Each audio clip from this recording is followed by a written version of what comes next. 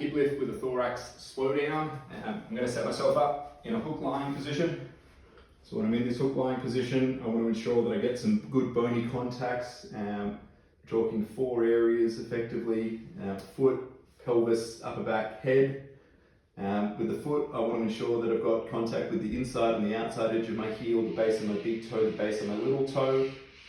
They're all 4 are down. I just want to ensure that I'm heel heavy, particularly inside heel heavy.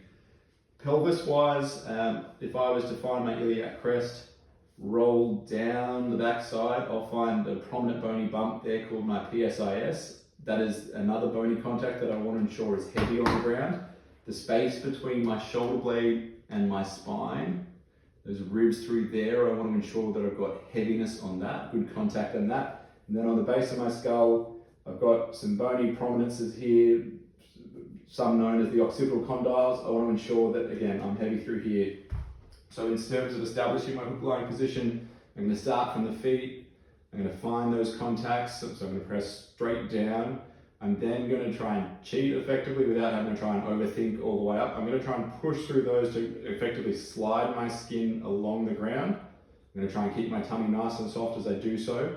And effectively, if I get that sort of skin draggy effect and stay nice and long and tall, generally I can capture those contacts in doing so. So in this case, if I do it, I do get heavier on those PSISs, that space between my shoulder blade and my spine, and again on the base of my skull.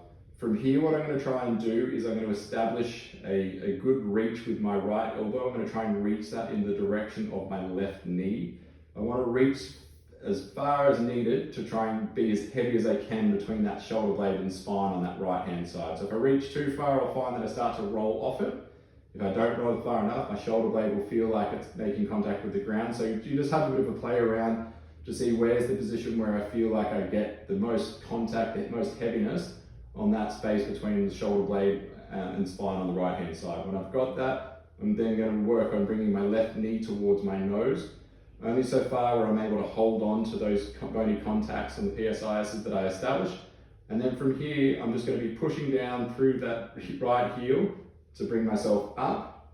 And the focus here is on the lower down. On the lower down, I want to stay heavy on that right side up rib cage and ensure that as I lower down, I'm trying to ensure that the right PSI hits before the left does.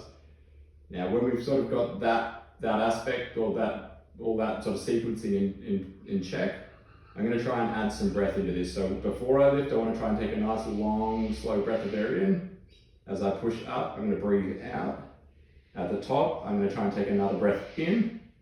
And as I lower down, I'm going to try and take a breath out, again, trying to be nice and slow, making sure that I stay heavier on that right side than I do on my left, that right PSIS hits before the left one does.